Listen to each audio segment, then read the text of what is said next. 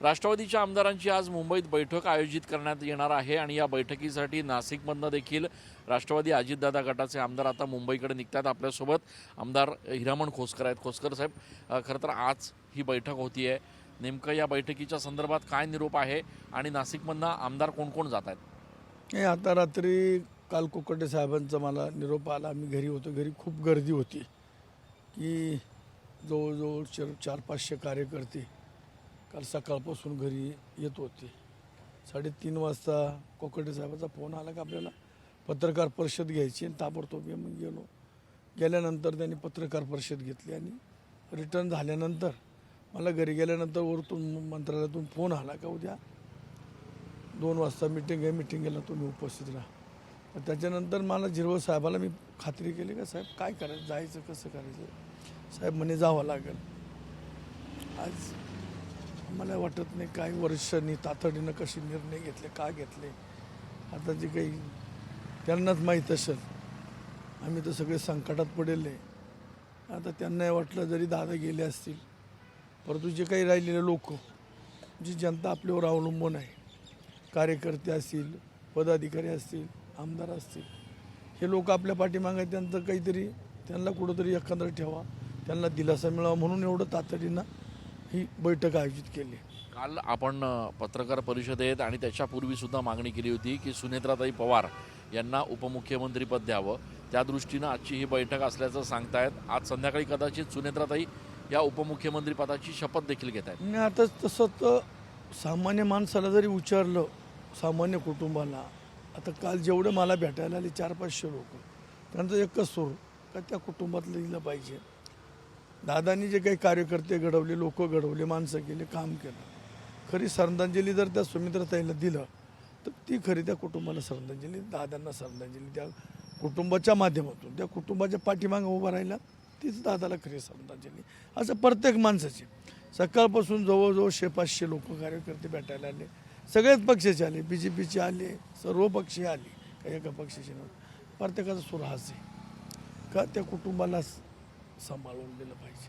खोसकर साहेब, मागच्या वेळेला अजितदादा ज्यावेळेला उपमुख्यमंत्री पदाची शपथ घेणार होते त्यावेळेला देखील आपण उपस्थित राहिला होतात। आज सुनेत्राताई शपथ घेत आहेत, खूप फरक आहे खरं तर या 2 शपथविधींमध्ये। काय भावना आहेत तुमच्या मनात? नाही, आता 100% दादा होते, परंतु आज परिस्थिती आज सांभाळायला कोणीच राहिलं नाही ना आम्हाला। आज आम्ही पोरके झालेले, जसं एखाद्या कुटुंबाला करता सारता घरातल्या कुटुंबाला कुटुंब प्रमुख गेला त्याच्या पाठीमागे आज आम्ही सगळे उघड्यावर म्हणजे वाऱ्यावर आलेले। याच्यात जर यांनी ह्या कुटुंबाने जर आम्हाला सांभाळलं नाही तर आमचं भविष्यातलं राजकारण संपून जाणार आहे। कोणाच्या भरोश्यावर करायचं, काहीच करायचं। साहेब आता साहेबांचं वय झालेलं आहे, साहेबाचं सुद्धा माझ्यासारख्या सामान्य माणसाचा इथपर्यंत आणि साहेबाचा माझी असा वाटा आहे। मागच्या साहेबांनी मला काँग्रेसमध्ये पाठवलं, जागा सोडित ते आत्तासुद्धा 15 दिवस अगोदर साहेबांनी पुण्याला बोलवलं, तू दादाकडे निघून जाय, मुंबईला बोलवलं शिरवला, तिथंसुद्धा मला बोलवलं, जयंत पाटील साहेबांनी बोलवलं। थोराताच्या डोक्यात आम्हालाही जागा सोडायची नाही, शिवसेनेलाही द्यायची नाही आणि तुलाही उमेदवारी द्यायची नाही, त्याच्यापेक्षा तू दादाकडे निघून जा। 15 दिवसांनी हा निर्णय झालेला आहे, त्याच्यामुळं ते सगळे एकत्र आहेत। आता त्यांचा कुटुंबिक निर्णय आहे, परंतु त्यांनी एकत्र यावं हीच आमची अपेक्षा आहे। सुनेत्राताई आज मुख्यमंत्री पदाची शपथ घेत आहेत, काय तुमच्या अपेक्षा असणार आहेत त्यांच्याकडनं किंवा तुमची काय भावना आहे त्यासंदर्भात? नाही, आता शेवटी कुटुंब आहे, कुटुंब त्यांनी ताईंनी सुद्धा 40 वर्ष दादाच्या पाठीमागं राहिलेला अनुभव आहेच। आता ते राज्यसभेवर काम करताय, तो वारसा त्यांच्या त्या कुटुंबाला आहे।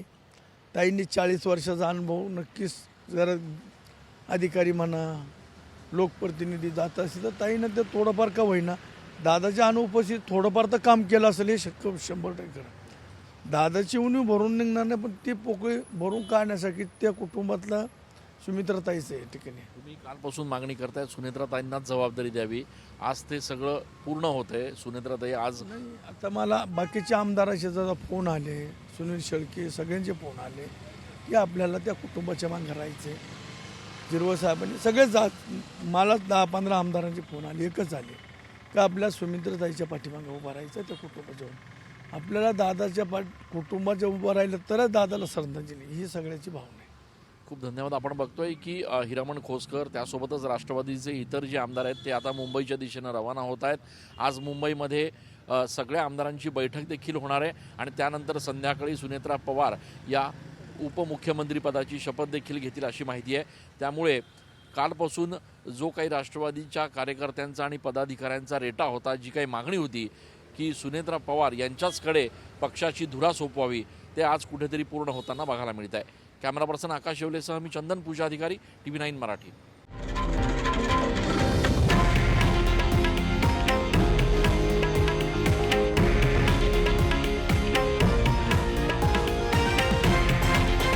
हे आहे देशातील नंबर 1 न्यूज नेटवर्क आणि आपण पाहत आहात TV9 मराठी, एकमेव.